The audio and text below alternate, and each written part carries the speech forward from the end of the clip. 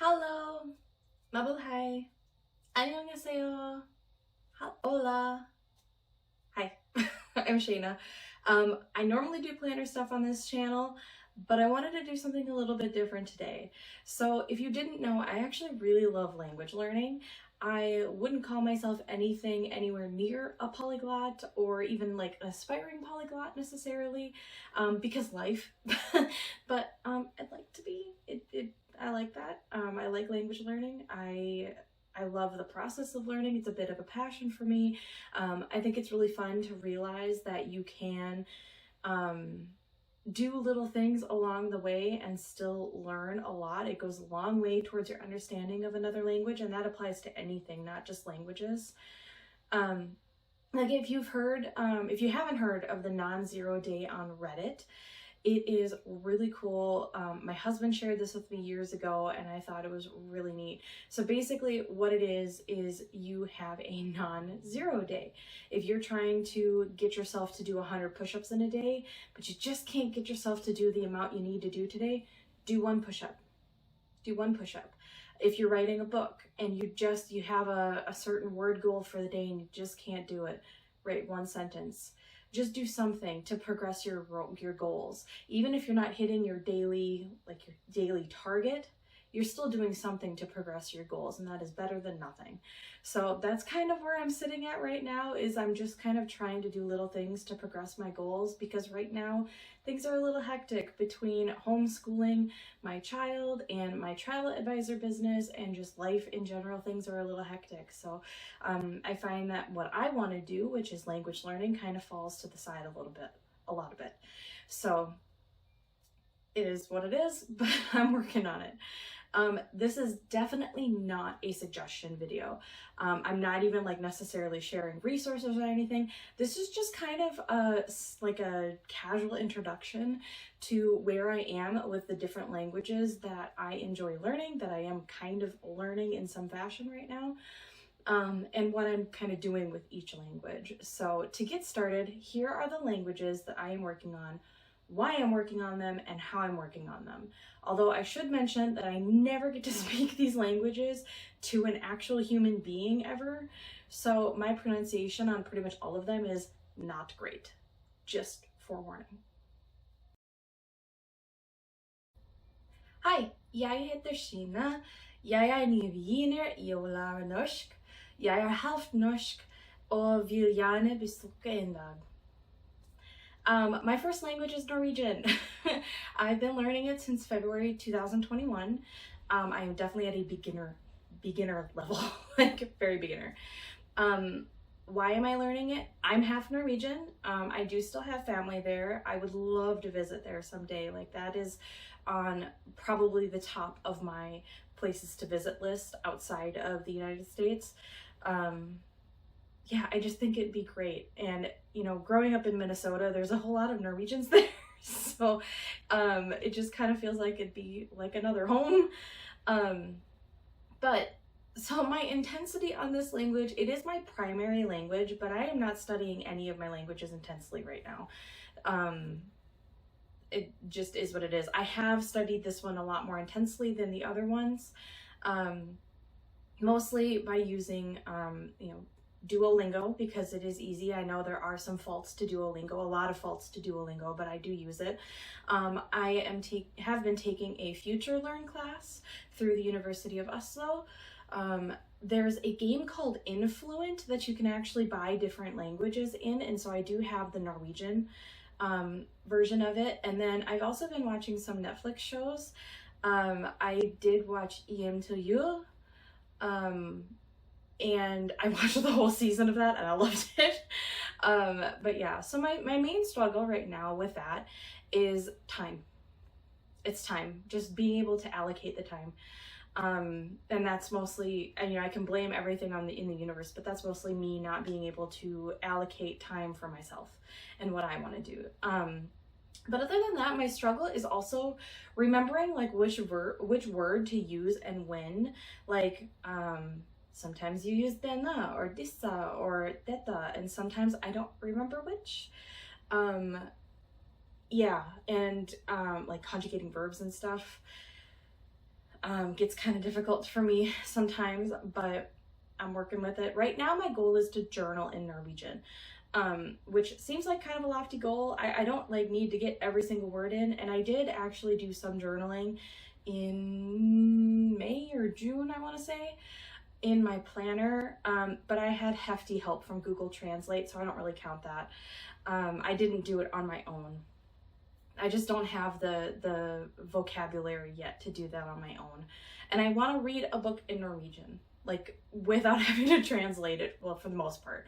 Obviously, I'm going to have to translate a lot, but I'd like to be able to read a book for the most part on my own. Right now, I need to finish my introduction to Norwegian course through Future Learn. I'm still working on Duolingo. I think I'm stuck in Unit 3. I want to start a new show on Netflix or whatever. I really want to get the short stories in Norwegian book.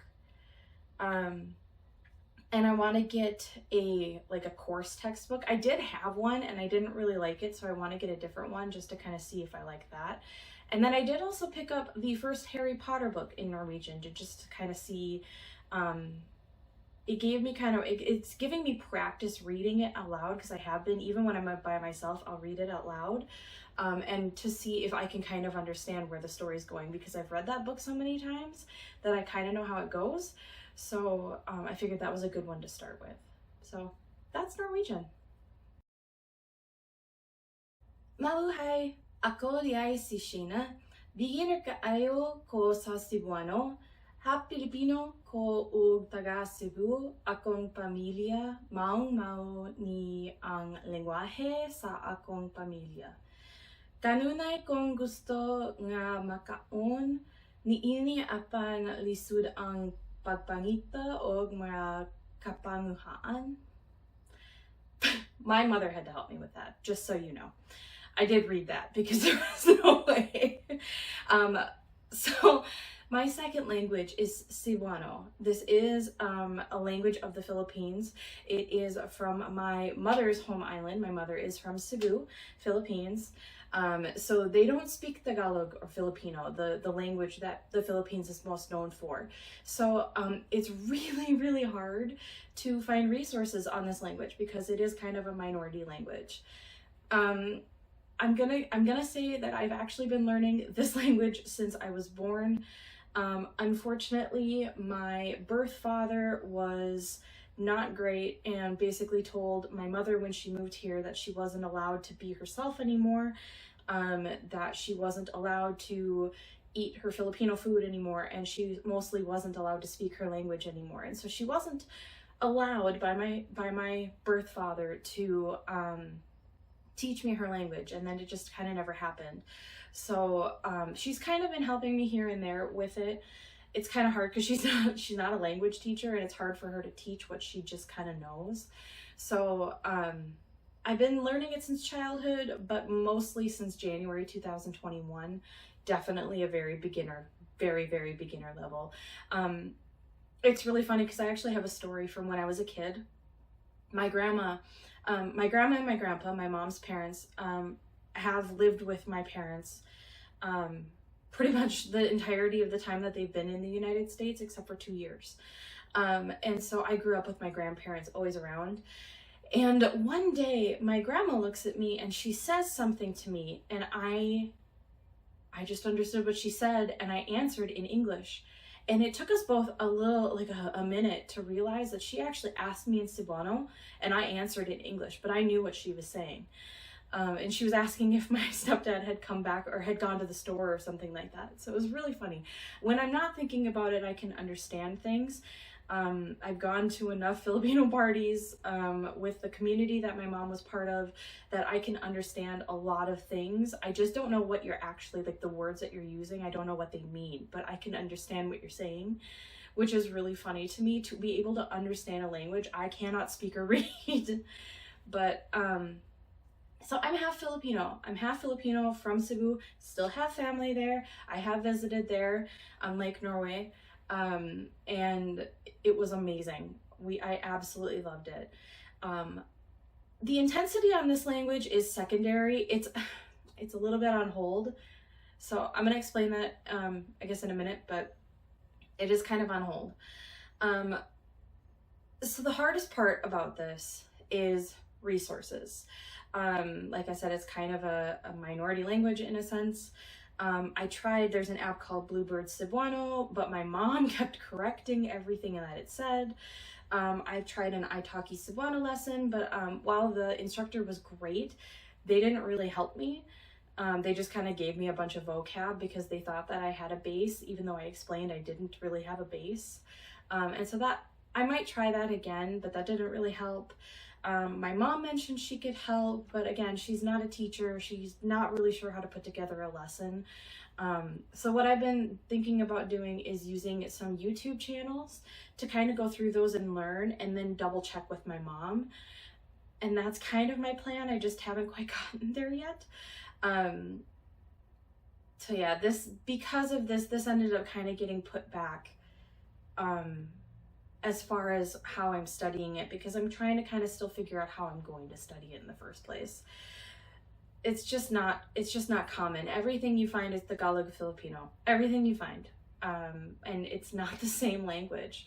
So I asked my mom if I could start learning that and kind of wean my way in, and she said, no, they're not even close. So there's that. But right now my goal is to find resources that work for me, that are accurate, and to maybe find a tutor with italki or something, just somebody that I can speak to, because a lot of the words I can understand. My problem is my pronunciation. I mentioned that I grew up in a pretty big Filipino community, and since I was a very young child, I have been made fun of by the adults in the community. Some of my parents and my grandparents' closest friends have completely ridiculed me to the point of tears for my pronunciation of this language. And so it is really, really anxiety inducing for me to speak it, especially to my family, because my grandma sometimes will still laugh at me. And I remember my grandma once told me that I was too American, and I'm like, I was born here. What do you want from me? So yeah, that's my big thing, is I really want to be able to speak to my family, especially my grandparents, in their language. I want to be able to speak to my mom in her own language. But it's just, this one's really it's really hard to find resources. So if you know of any Cebuano resources that are good and accurate, you let me know. 안녕하세요. 제 이름은 시나입니다. 저는 한국어를 배우는 초보자입니다. So to explain, my camera cut out and completely corrupted the file on this video. So this is after the fact. I've filmed everything else, and now I'm refilming this part. So my third language is Korean. I've been learning this since November of 2019.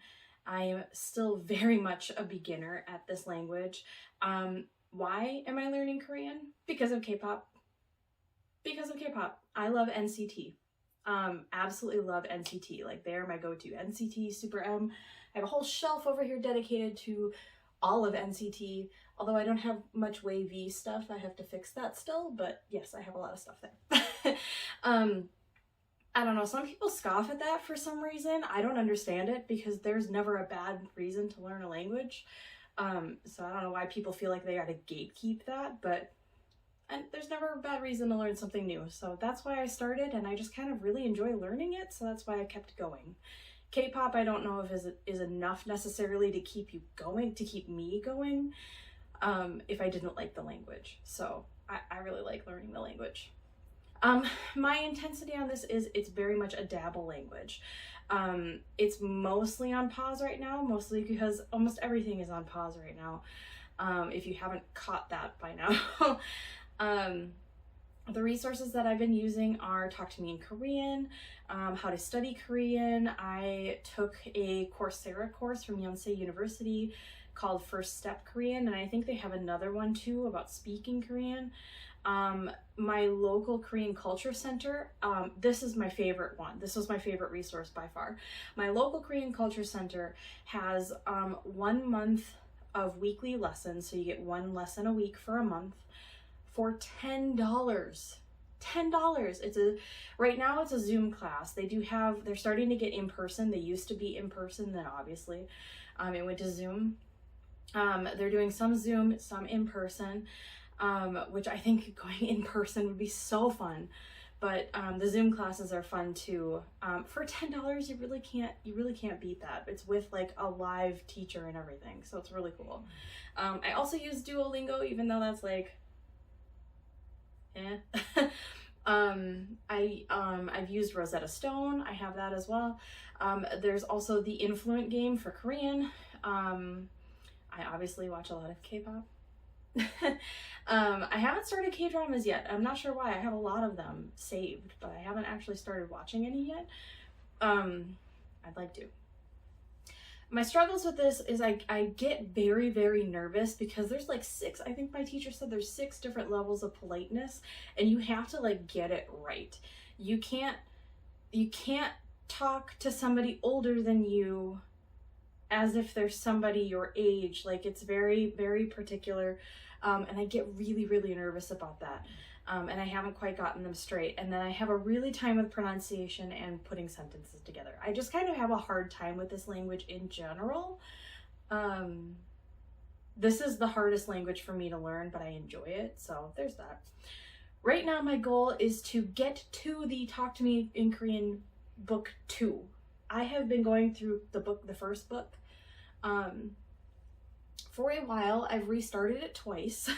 I think it was, I'm pretty sure it was Becoming a Polyglot here on YouTube that mentioned that they have the audio files as well to go with each of their books. And I knew that, but I never had really checked them out until she mentioned something about it. If you haven't checked out her channel, go check out her channel. She's amazing. So I restarted with the audio files, which were amazing, but then I kind of dropped off because life, and so I really, really want to get to the second book. Really want to get to the second book. So I need to restart and work on Talk to Me in Korean 2. I just kind of need to review where I've been so far and then move on from there. I want to get a textbook.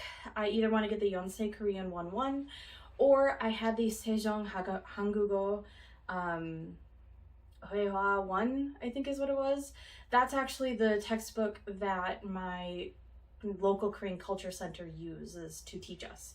So I liked that book as well. And then I really want to watch a K-drama. Just any one of them. I just want to watch one. Somewhere. So yeah, that's basically it. Hopefully this filmed this time. Okay, hopefully I can get through this without my phone cutting me off. Hola, mi nombre es Sheena. No soy un principiante en español porque tomé clases en la escuela secundaria, pero creo que todavía soy un principiante. Empecé a aprender español en la secundaria porque era el idioma más cercano a mi madre. So my 4th language is Spanish. So I've actually been learning this language. I started it in 2005, I think, 2005 or 2004. I started it in high school at some point. I took Spanish because we had to take a language, 2 years of a language, and Spanish was the closest to my mother's language. So that's why I decided to take it. So I am still a beginner in this language, but this is my most advanced language. I can listen to Spanish and usually understand what's going on, and kind of pick up stuff. I can't necessarily put sentences together freely, just because I don't speak it in my daily life very much. I don't know anyone that speaks it in my daily life, so that's like the rest of my languages. I have a hard time with actually speaking it because I just don't speak it on the daily to anyone. Like, I can speak it all I want, but I'm not speaking it to somebody that can maybe correct me and tell me how to actually say it properly. This one is definitely on hold right now. I remember a lot of the basics, so this was basically just filler, you know, for like my non-zero day. When I didn't feel like learning something new, I would go back and do Spanish on Duolingo and just kind of get through the lesson really quick. And I knew pretty much all of it, so I would just kind of count that, and I kind of dropped off on doing that. So this is basically on hold, but I do really want to pick it back up at some point soon. I've mostly been using Duolingo for review, so I don't have a whole lot of resources for this, mostly because I have a good base in the language. I have a base in the language in the first place, unlike the other languages. The struggle with this one is literally just time. It's literally just time. I don't struggle with the language. I don't struggle.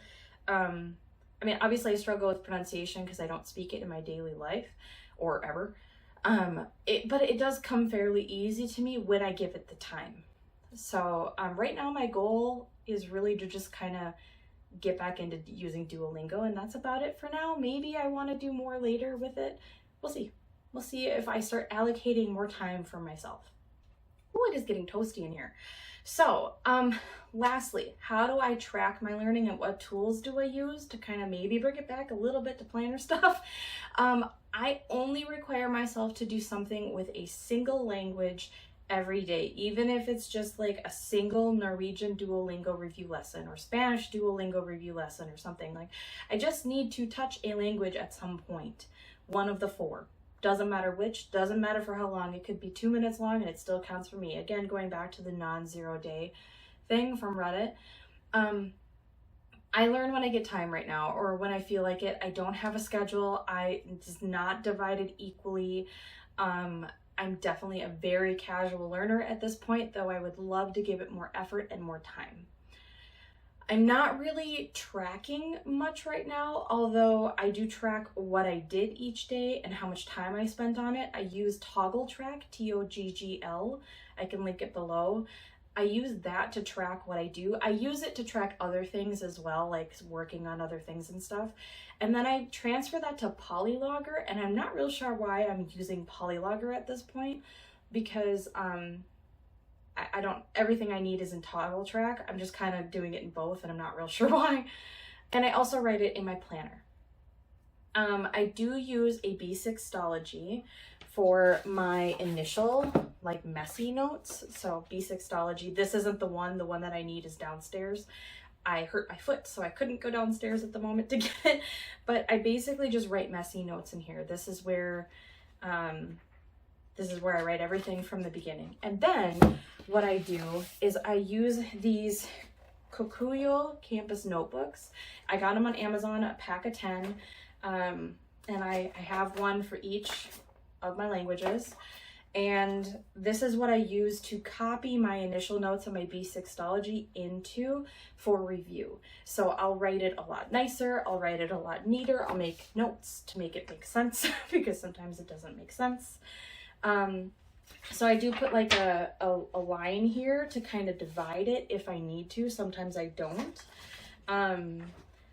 You know, and I'll put a gray line if like this is saying something and then this is the response. And then I'll put a black line if these things do not respond to each other. They're just kind of like I'm using the space. The blue is my target language. The black is English. I actually had it different. Red is for notes.